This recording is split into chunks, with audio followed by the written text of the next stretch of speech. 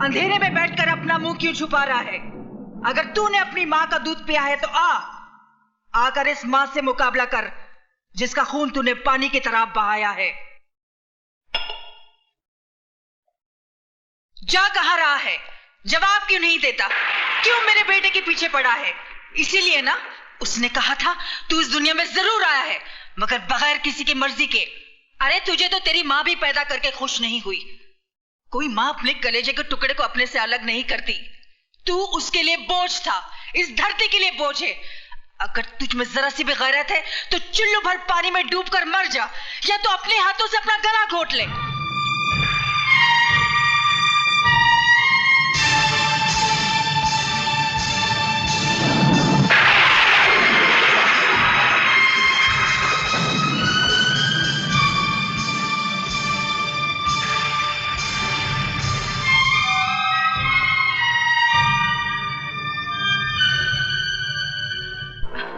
देखो देव, तुमने मुझसे प्रॉमिस किया है तुम बाइक आस्ते चलाओगे। तुम्हें पता है मुझे बहुत डर लगता है। ओहो, बैठ जाओ। देव प्लीज, मुझे बहुत डर लग रहा है। प्लीज आस्ते चलाओ, मैं तुम्हारे हाथ जोड़ती हूँ। बात कभी नहीं सुनते हो। तुम मेरी बिल्कुल बात नहीं सुनती हो। देखो सामने रोको, संभाल के।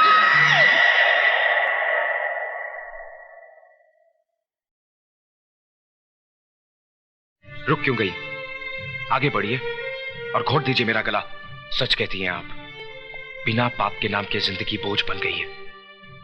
जिस मां ने मुझे जन्म दिया उसने तो मेरे साथ इंसाफ नहीं किया।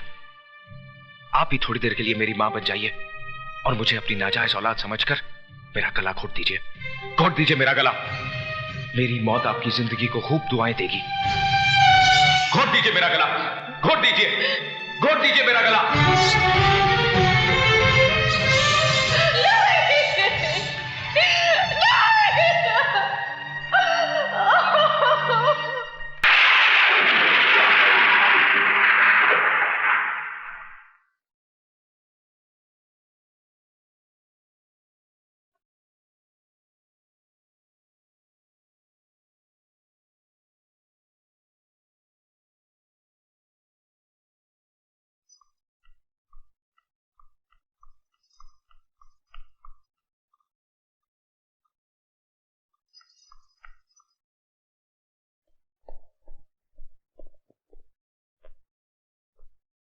क्या बात है बहना, खाली हाथ वापस आ गई? मैंने तो सोचा था कि तुम अपने हाथों में उसके खून को मेहंदी की तरह लगाकर लौटोगी, उसकी जान ले लोगी तुम।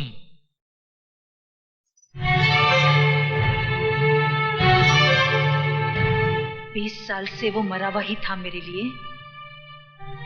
क्यों कहा था मुझसे कि मेरा बेटा मर गया? ये तुम क्या बक रही हो?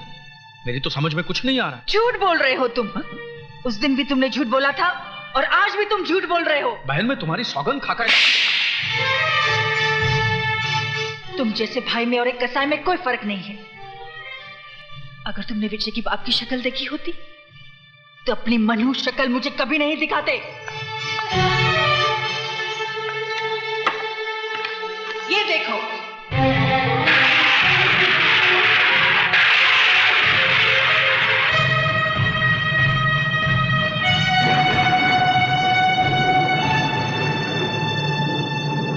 विजय कोई और नहीं, मेरा अपना खून है, मेरा अपना बेटा है। क्यों कहा मुझसे कि मेरा बेटा मर गया है? क्यों एक मां की छाती से उसकी औलाद को अलग किया? पाप तुमने किया, सजा मिली मुझे और मेरे बेटे को। 20 साल से वो अपनी मां की गोद के लिए तरस रहा है, अपने बाप को अंधेरों में ढूंढ रहा है। तुझे तो अपना भाई कहते भी शर्म से सर झुका जा रहा है। बहना प्यारी, अभी तो तुम्हारा सर सिर्फ शर्म से झुक रहा है, लेकिन जिस दिन ये हकीकत तुम्हारे पतिदेव और तुम्हारे बेटे को पता चल गई ना, उस दिन ये जमीन फट जाएगी और तुम्हें जमीन की कोख में अपने आप को छुपाना पड़ेगा।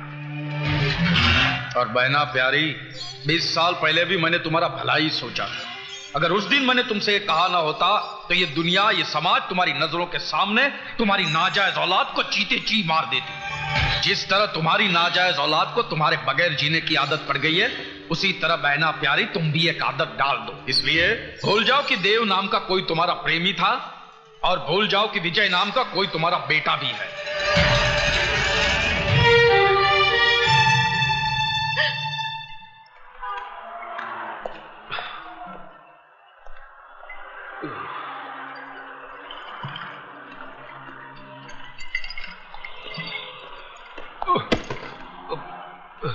Sorry, excuse me. तू लाया ना मुझे इस दुनिया में, अच्छा किया। अच्छी है तेरी ये दुनिया, अच्छे अच्छे लोग हैं यहाँ पर, सीखे ओबरॉय जैसे देवता भी है यहाँ पर, मधु जैसी खूबसूरत हमसफर भी है। माँ नहीं, माँ को तो तूने मुझसे छीन लिया। क्यों छीन लिया मुझसे मेरी माँ को? क्यों छीन लिया? कोई तुझसे तेरी माँ को छीन ले तो कैसा लगेगा तुझे? तू भी खून के आंसू रोता, जिस तरह मैं रोया। रोता ना? अगर मुझे इस दुनिया में लाना ही था तो मां की कोख के साथ साथ मां का प्यार भी देता। मेरे माथे पे मेरे बाप का नाम तो लिखा होता। मेरे नाम क्या?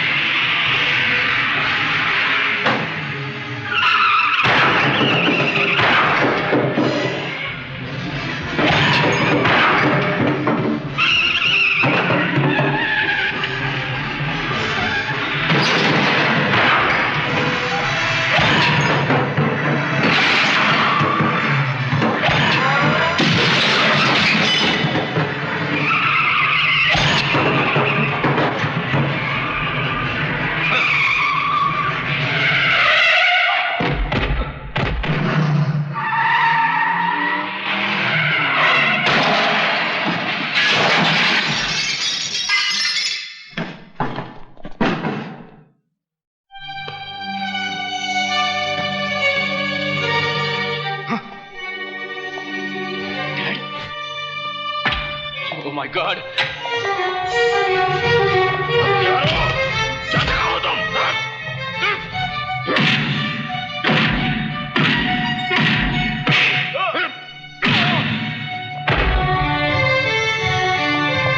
बेटा, विजय, क्या हुआ? उठो, उठो विजय।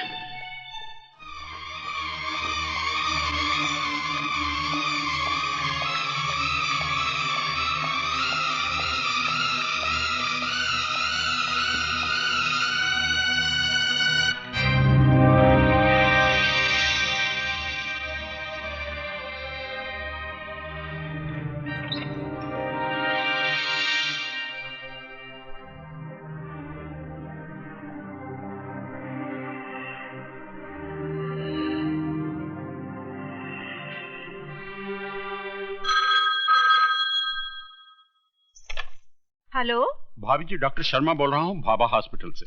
हाँ बोलिए। ये ओबराय को क्या हो गया है? क्यों अपनी जान का दुश्मन बना हुआ है? क्या हुआ उन्हें? एक गैर की जान बचाने के लिए अपनी जान को खतरे में डाल रहा। 2 बोतल खून दे चुका है और कहता है कि विजय कुमार की जान बचाने के लिए मैं अपनी जान भी दे सकता हूँ। विजय कुमार की जान? डॉक्टर, क्या बात है सिस्टर? विजय कुमार की नब्ज डूब रही है। Oh my God.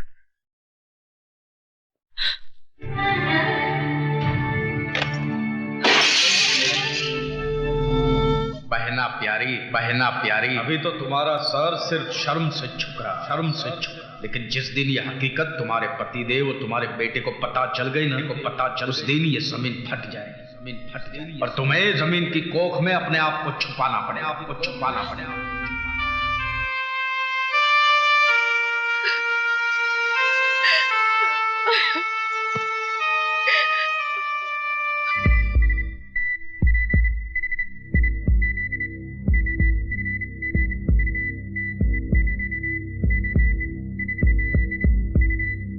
Oh my God. Sister, doctor Saxena को इमीडिएटली फोन करो। Yes sir.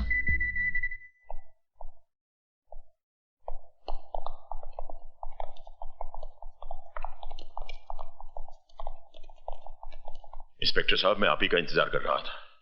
टेलीफोन पे आपने कहा कि मिस्टर विजय को उसकी हालत बहुत खराब है।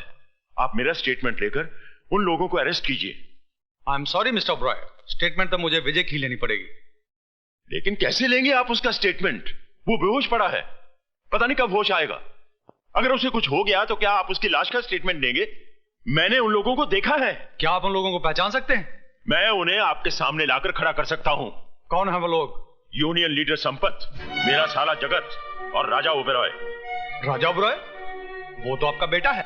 मेरा बेटा है तो क्या उसे खून करने का लाइसेंस मिल गया है? किसी की भी जान ले सकता है। आप उसे अरेस्ट कीजिए और उसके साथ वही सलूक कीजिए जो एक मुजरिम के साथ किया जाता है।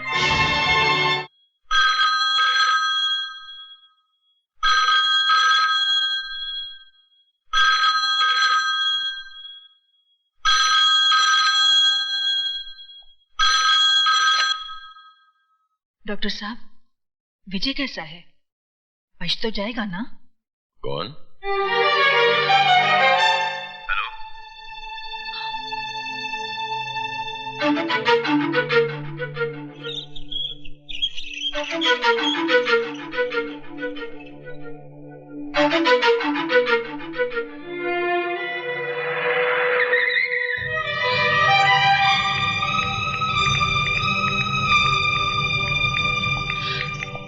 विजय कैसा है?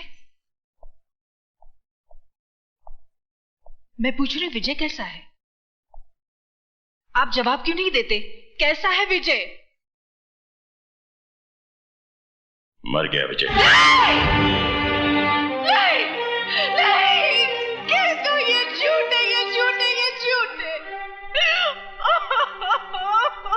शारदा, तुम क्यों रो रही हो? तुम्हें तो उल्टा खुश होना चाहिए। इस घर में जश्न मनाओ, घी के चिराग जलाओ, गरीबों और यतीमों को भरपेट खाना खिलाओ, क्योंकि आज इस घर के, इस परिवार के दुश्मन की मौत जो हुई है,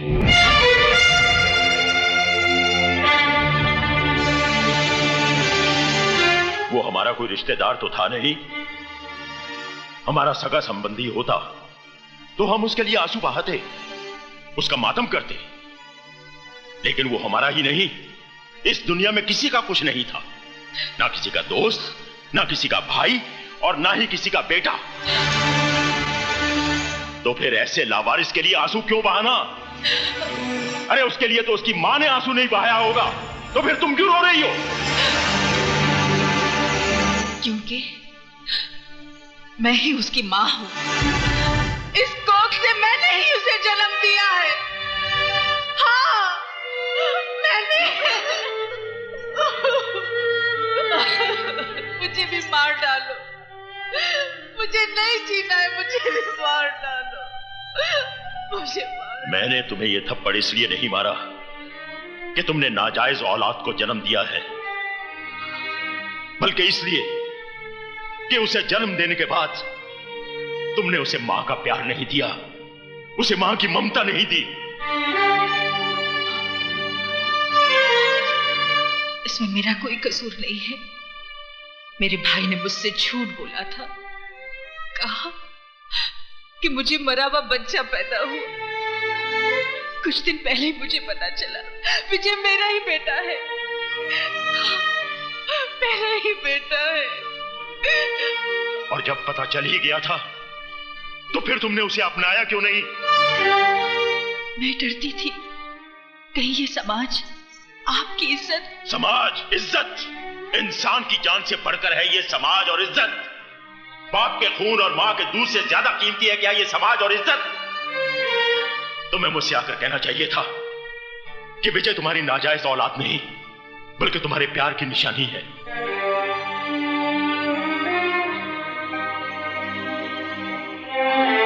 तो क्या आप मुझे माफ कर देते? क्या था? सीके उबेराय भी तुम्हारी तरह इंसान है, भगवान नहीं।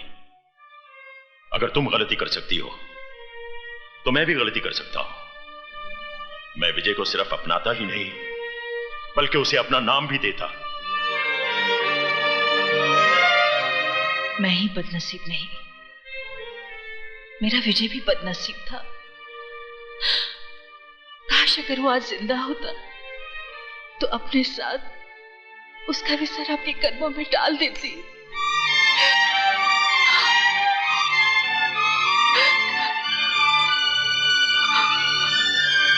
तुम्हारा विजय जिंदा है शारदा। क्या? मेरा बेटा जिंदा है? तो फिर आपने मुझसे झूठ? मैंने तुमसे झूठ इसलिए बोला था ताकि तुम्हारी सोई हुई ममता को जगा सकूं। ये राज तो मैं शुरू से ही जानता था।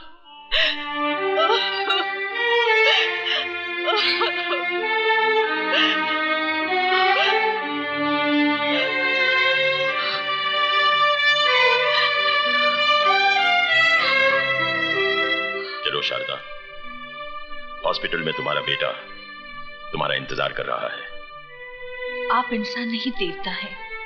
अगर मैं अपने बेटे को देखते हुए थोड़ी देर के लिए आपको भूल जाऊं तो मुझे माफ कर देना। आओ।